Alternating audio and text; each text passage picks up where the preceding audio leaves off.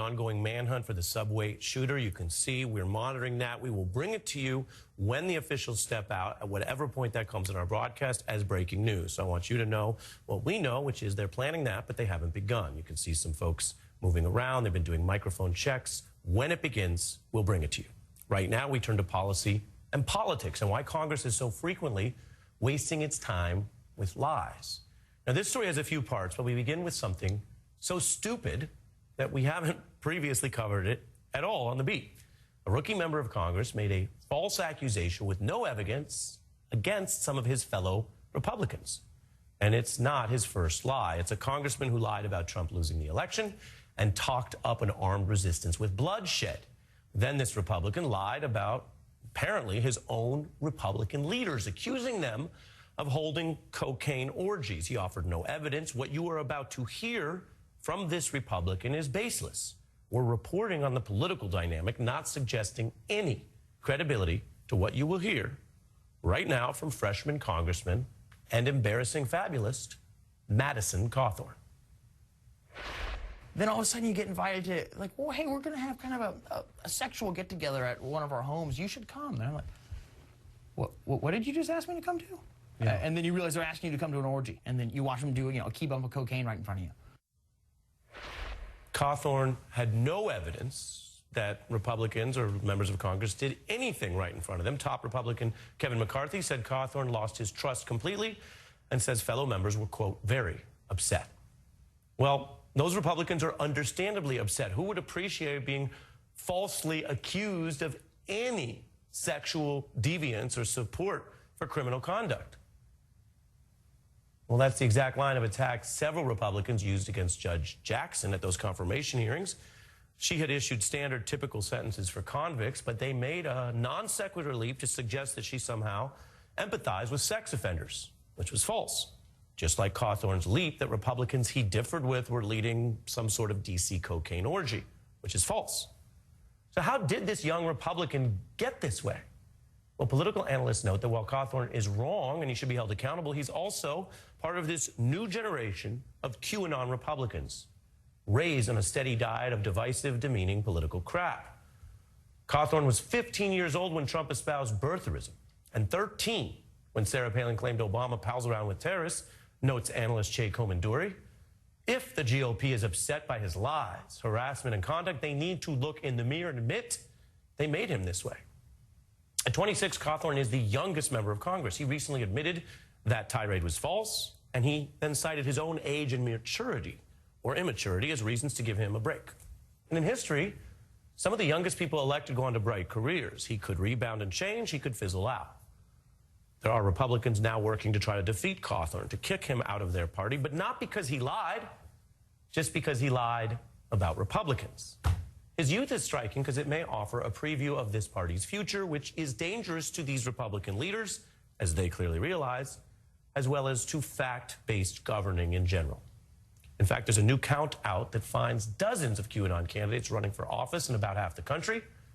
And that could be a floor, not a ceiling. One of the early Republicans in this type of mold, Sarah Palin, who endorsed Trump back when he had no Republican help, is now back in the mix. She's running for Congress right now as well. Now, that's in case you forgot about her, but she and Trump led the party away from facts, away from policy, towards just fixating on content, entertainment, lies, and a kind of oblivious lifestyle where they know very little or nothing, kind of hearkening back to the 19th century anti-immigrant know-nothing party. Palin and Trump initially struggled to even publicly prove that they read things, and that turned out to be a selling point for many of their fans. What newspapers and magazines did you regularly read before you were tapped for this to stay informed and to understand the world? I've read most of them, again, with a great appreciation for the press, for the media. But like what ones specifically? I'm curious that you...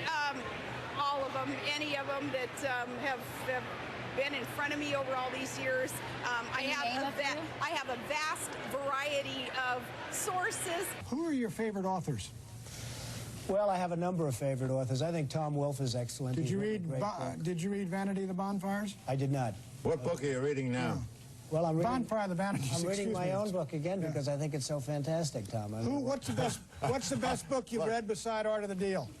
I really like Tom Wolfe's last book. Which book? His current book. His current book. It's just out. Bonfire of the Vanities. Yes. That was the book he just said he hadn't read. Those are the type of political role models that Madison Cawthorn grew up with. It's a long ways from John McCain looking up to Eisenhower, or Democratic presidents who have often cited the example of learned and thoughtful leaders. This is where I met President Kennedy back in July of 1963, and he was standing here where I'm standing now. Well, it had a very profound impact on me. I think that, it's something that I carried with me always. I am one of the countless millions who drew inspiration from Nelson Mandela's life. I would study his words and his writings. The day he was released from prison gave me a sense of what human beings can do when they're guided by their hopes and not by their fears. Obama would continue to tout and honor Mandela when they did eventually meet in person, kind of a full circle moment of leadership that is not even possible for Cawthorn or these QAnon politicians because their supposed political inspirations do not exist. They will never meet up with Q, the supposed deep state insider, because Q is not real. It's a conspiracy theory. It's been debunked. That meeting is as probable as Cawthorn meeting up with Muppets or unicorns as if they are real. But Muppets and unicorns are not real. It might even be funny if the consequences weren't so serious. Much of the next generation of Republicans, both in age and in those running for office, are committed to these lies. It is a movement built on, as some say, cap, or a falsehood. A party organized around election lies, science lies, QAnon lies. That's cap. And how should America deal with all this cap? Well, we're joined now by the political strategist quoted earlier, Che Coman-Dury. Welcome back, sir. It's good to be back, Ari. How are you? I'm good. We quoted you because you make a generational point, that the Republican leaders are only mad because this freshman, who many people may not have heard of, was lying about them. They don't care about lying about the other things. And this cap-fueled, lie-fueled party, though, is what they raised their next generation to be. Yeah, it should really give us a lot of cause to pause and really worry about the next generation of American politicians, because Madison Cawthorn is the first Republican to wholly come of age in the Palin Trump era. The only Republican world he really knows is a Palin Trump Republican world. It is a world that is a post-truth world. It is a world that is very much obsessed with celebrity, as we talked about before, that is post-policy, that really believes in a type of clickbait politics and reality show politics. And we really should understand, we've talked before about George Wallace and Pat Buchanan, who are Trump's predecessors, in terms of white grievance politics. It was Sarah Palin who really introduced this whole idea of clickbait politics. That really wasn't part of Pat Buchanan or George Wallace's world, this idea of trying to be a reality show star. Sarah Palin was actually on a reality show. She was really the first major politician I can think of who was much more at home on the set of Duck Dynasty than she was in a congressional budget committee. She was somebody who presented her family as a blue-collar version of the Kardashians. And Trump obviously took this to a whole another level. He actually had his whole presidency as a type of reality show, as a type of TV entertainment. You know, there were cliffhangers, there were guest stars, there were surprise reveals, there were plot twists. There were all these elements that Trump very much sort of geared his presidency around. And this is all Madison Cawthorn really knows. So it shouldn't come as a surprise to us that he sort of pretends to be this character out of House of Cards fighting DC decadence, because that is kind of exactly who he's seen himself as being. And that's what he's been taught being a politician is all about. So he learned from them, but then when he defames Republican leaders with the talk we showed earlier, is he just not as skilled at this dark art? Well, he is very skilled in terms of presenting himself in a certain way. What he didn't understand were the lines. You know, you can accuse Democrats of any sorts of things. If he said, oh, Democrats had invited me to these sorts of parties, Democrats had done drugs in front of me, I think that would have been treated very differently than when you're accusing members of your own party of that exact behavior, members of your own party that you're working with every single day. He didn't understand where the lines were. You know, Josh Hawley understands where the lines are. He understands you can get away with basically accusing Judge Jackson of being friendly to pedophilia. Ted Cruz understands where the lines are. He understands you can accuse Judge Jackson of trying to create racist babies or whatever he was accusing her of trying to do.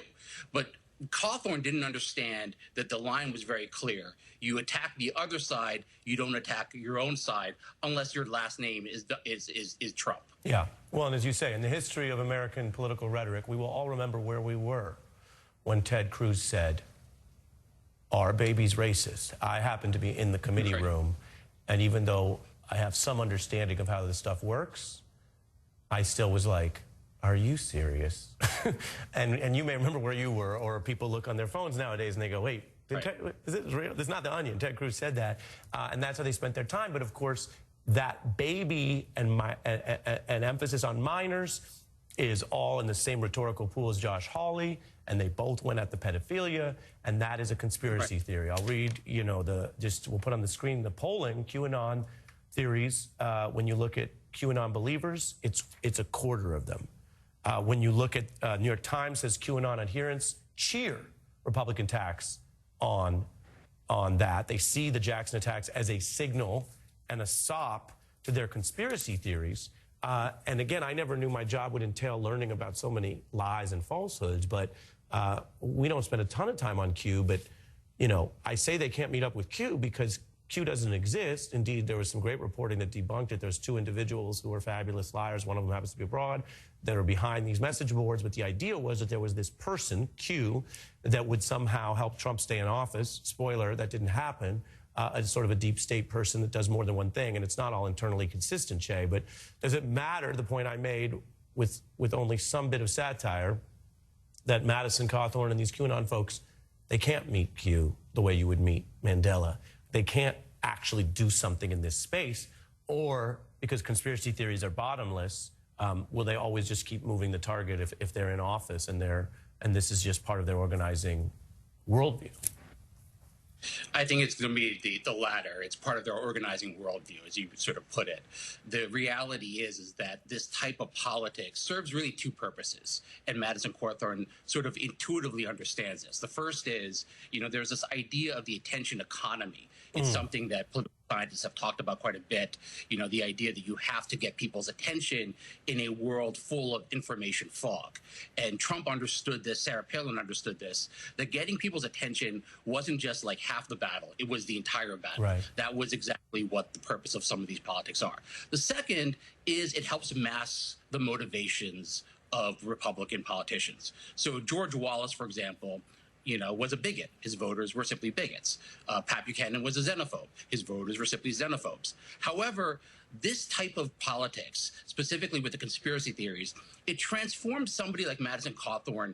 You know, he's not just a bigot or a xenophobe. He's a heroic figure. He's fighting the deep state. He's fighting decadence and decency. That's a great point. The same thing is true with Josh Hawley as well. You know, he's fighting pedophilia. It's a great point. I hadn't thought about it quite the way you put it. Opponents and villains are always important in these kind of clashes, but if you create fake villains that don't exist, that can't even really respond to you, and that's what you're against, you're controlling a narrative for anyone who's gullible enough to believe that, and that is a way it works. So, you know, you always bring out interesting thoughts, Jay. We are out of time. Yes or no? Did you know what cap meant? I did not, actually, and this is one of the reasons why tuning into The Beat with Art Melber is so important. You learn exactly what these terms mean. I don't know if it's important, but it is relevant to a party built on lies, because when that's cap, if someone says that, they are talking about the lies, the falsehoods that animate modern life and that we do need to deal with. We appreciate your honesty as well. Che, I'll see you again. Thank you. We wanted to get into that. As anyone can see on their screen, the NYPD will be holding this briefing. That's why they've prepared, but they're running over.